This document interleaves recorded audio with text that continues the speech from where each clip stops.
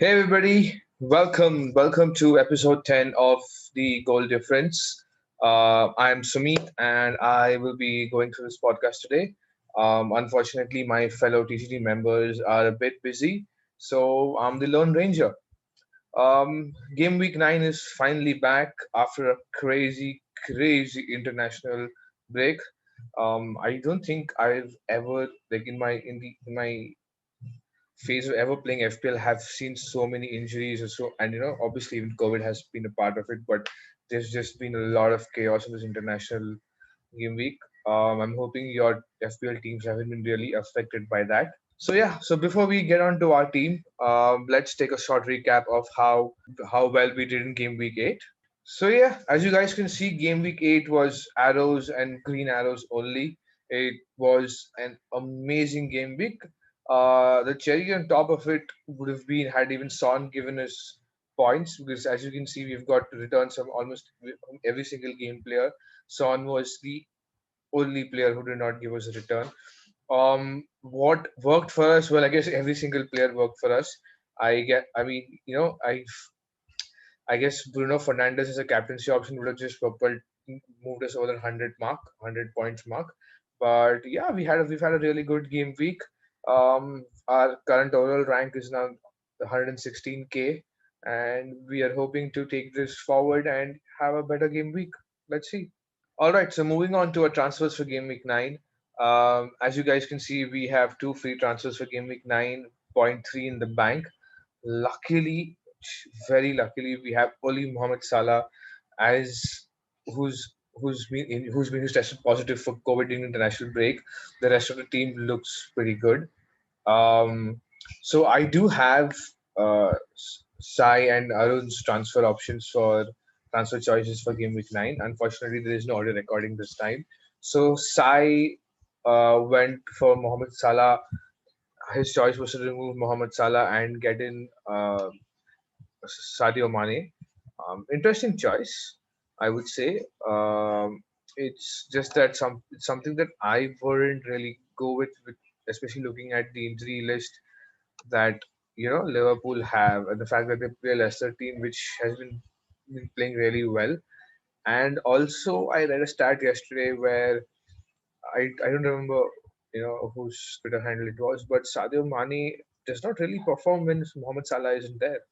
It's the reverse when Mohamed Salah is in. Mohamed Salah plays like his returns are much better when Mane is missing from the team, but Mane does not perform that well. So yeah, this is one of Sai's option. Um, Sai's other transfer strategy was to remove Roman Says for Kurt Zuma, which I would say is a pretty good option.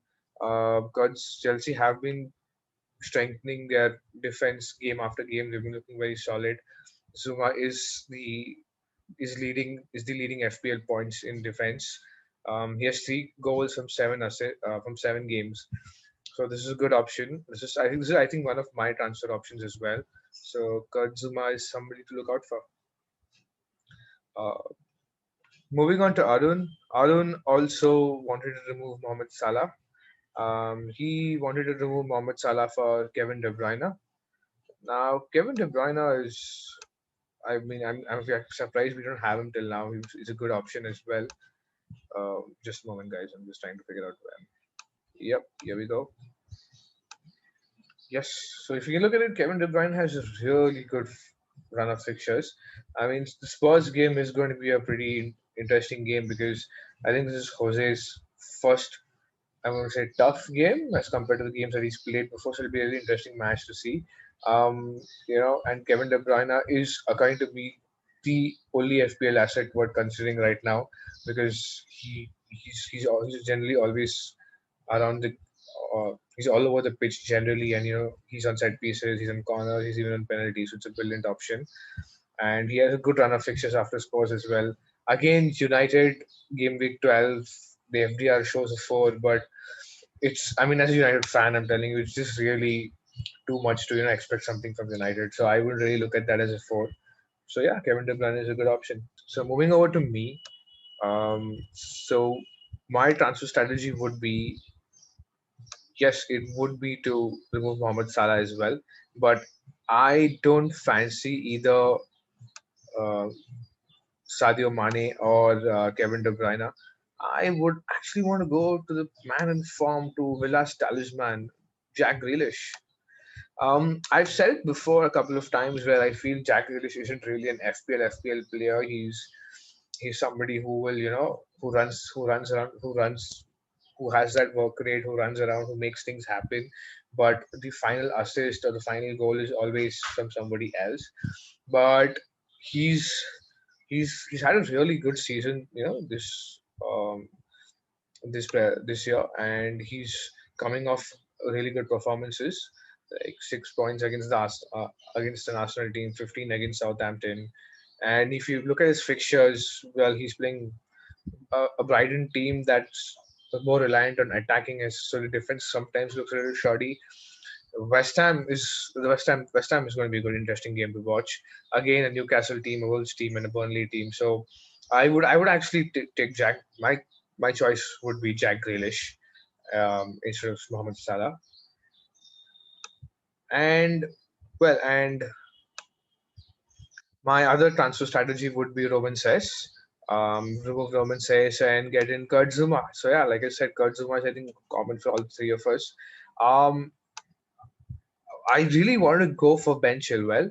It's just that I feel it's zero point 0.6 costlier than Kurt Zuma, and I feel that Zuma and Chilwell, they might just cancel out each other with the way they, because of the points they're giving and the way it's happening. Because Zuma is like giving you more goals. I think as Chilwell is more of an assist maker. Like Chilwell, yes, is scoring goals, yes, but I just feel for zero point 0.6 Zuma is a good option, and the point difference of zero point 0.6 could be used somewhere else. So yeah. All right, so I guess Zuma is in our team for sure because it's a three. It's all three of us have gone for Kurt Zuma. Now coming to the midfielder, it's a choice between Sadio Mane, Kevin De Bruyne, and Jack Grealish. But hey, as I'm your host today, it's going to be my choice, and my choice is Jack Grealish. So yeah, our transfer is going to be Mohamed Salah out, Jack Grealish in. There we go. So yeah, this is what our team is going to look like. Captaincy. All right. So Sai has gone for Wilfried Zaha as captain. A very bold choice.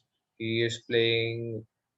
He's playing Burnley away at Burnley at Turf Moor. Burnley are strong at Turf Moor, but it could be a really good point, really good differential. As if Crystal Palace have to score or do anything, it has to be the Wilfried Zaha. I think the last game was an anomaly where he just gave an assist, if I'm not wrong, and I think Eze took the headlines, but I still feel Zaha is Crystal Palace's main player, so it's a good shout out. Arun's choice is it's Bruno Fernandes. Uh, to be very honest, if United were consistent, I would have gone with Bruno Fernandes as well. United play West Brom, who've been really struggling, who haven't really, I think have considered about 16 to 17 goals. They, I think, have the worst defensive record, or third or fourth worst defensive record. So this is actually a good shout. But I mean, as a United fan, and I've watched every United game this season, and I just don't. I just feel that this could go really sideways. Because United could just have like a subpar game, and Bruno could be. We could just end up getting 4 or 6 points from Bruno Fernandes. So yeah. Moving on to me. My captaincy pick is Calvert Lewin. Calvert Lewin is playing a Fulham team. And Fulham just haven't been able to get their defense back on track. They're really, really bad at the back. Plus, you have James Rodriguez and Richarlison back in the starting 11. So you're going to really get those final third through balls to DCL. And I feel DCL is going to be a brilliant option. So my captaincy pick is going to be Dominic Calvert Lewin. So yeah, these are the three picks, captaincy picks that we that are out there for the goal difference team. And hey, like I said, I'm the host today, and there's no one else with me, so it's my choice. And our our captain is going to be Dominic Calvert-Lewin. So yes, that's it. So I guess that's it. Our transfers are going to be Mohamed Salah and Roman says out, Grealish and Zuma in. Dominic Calvert-Lewin will be our captain. We would give the vice captaincy armband to Bruno Fernandes. So there you have it, guys. Hope you guys um, enjoyed this podcast, do check out our Insta page. We have put up um, our episode of Player Watch and captaincy picks for Game Week 9. This should help a lot of managers out who are trying to figure out what changes to make. Hope you have a really good Game Week 9. Cheers.